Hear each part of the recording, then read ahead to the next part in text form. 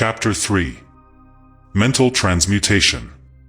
Mind, as well as metals and elements, may be transmuted, from state to state, degree to degree, condition to condition, pole to pole, vibration to vibration. True hermetic transmutation is a mental art. The Kybalion. As we have stated, the Hermetists were the original alchemists, astrologers, and psychologists, Hermes having been the founder of these schools of thought.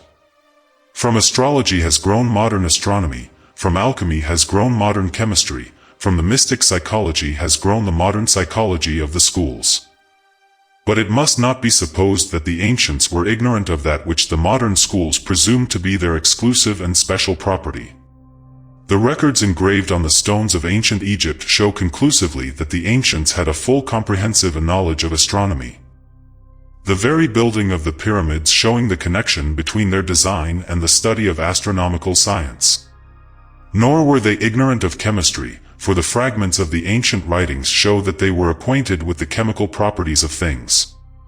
In fact, the ancient theories regarding physics are being slowly verified by the latest discoveries of modern science, notably those relating to the constitution of matter. Nor must it be supposed that they were ignorant of the so-called modern discoveries in psychology. On the contrary, the Egyptians were especially skilled in the science of psychology, particularly in the branches that the modern schools ignore, but which, nevertheless, are being uncovered under the name of psychic science, which is perplexing the psychologists of today and making them reluctantly admit that there may be something in it after all. The truth is that beneath the material chemistry, astronomy, and psychology, that is, the psychology in its phase of brain action, the ancients possessed a knowledge of transcendental astronomy, called astrology, of transcendental chemistry, called alchemy, of transcendental psychology, called mystic psychology. They possessed the inner knowledge as well as the outer knowledge, the latter alone being possessed by modern scientists. Among the many secret branches of knowledge possessed by the Hermetists was that known as mental transmutation, which forms the subject matter of this lesson. Transmutation is a term usually employed to designate the ancient art of the transmutation of metals, particularly of the base metals, into gold. The word transmute means to change from one nature, form, or substance into another, to transform. Webster. And accordingly, mental transmutation means the art of changing and transforming mental states, forms, and conditions into others.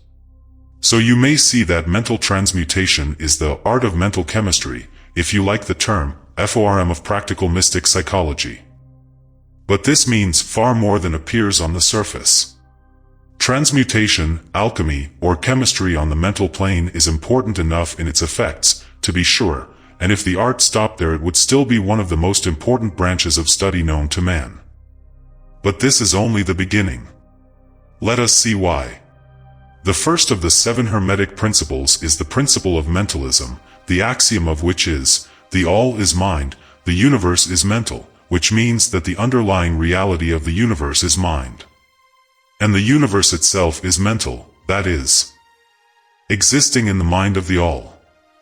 We shall consider this principle in succeeding lessons, but let us see the effect of the principle if it be assumed to be true. If the universe is mental in its nature, then mental transmutation must be the art of changing the conditions of the universe, along the lines of matter, force, and mind. So you see, therefore, that mental transmutation is really the magic of which the ancient writers had so much to say in their mystical works, and about which they gave so few practical instructions. If all be mental, then the art which enables one to transmute mental conditions must render the master the controller of material conditions as well as those ordinarily called mental.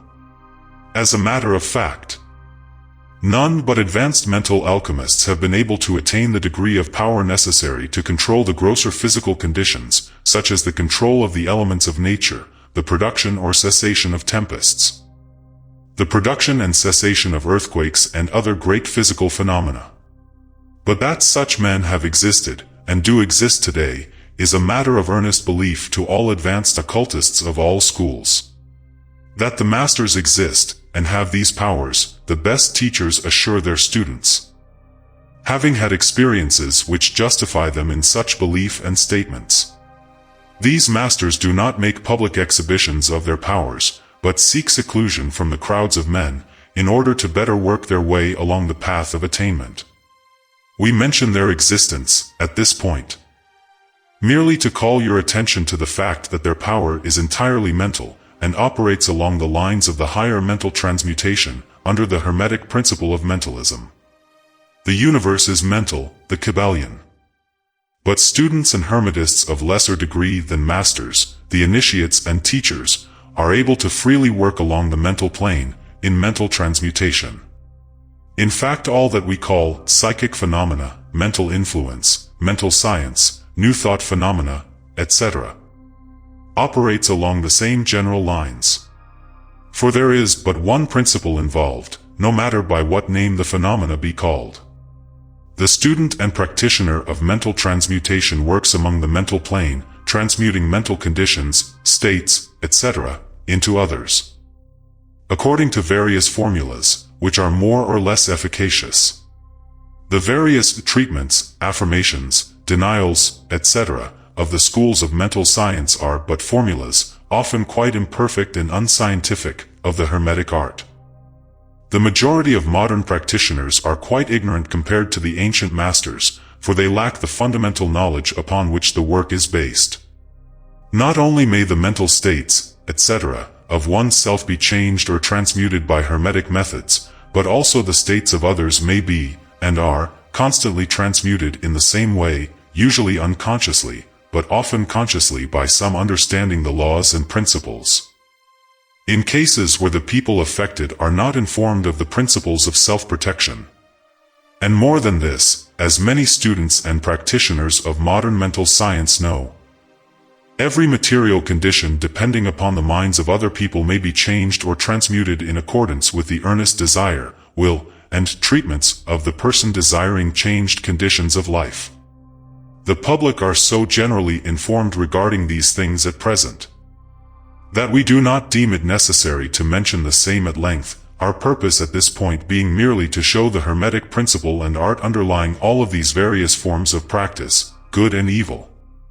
For the force can be used in opposite directions according to the Hermetic principles of polarity.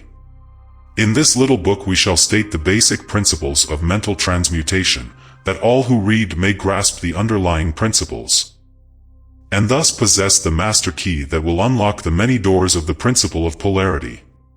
We shall now proceed to a consideration of the first of the Hermetic 7 principles, the principle of mentalism, in which is explained the truth that the all is mind. The universe is mental, in the words of the Kybalion. We ask the close attention and careful study of this great principle on the part of our students, for it is really the basic principle of the whole Hermetic philosophy and of the Hermetic art of mental transmutation.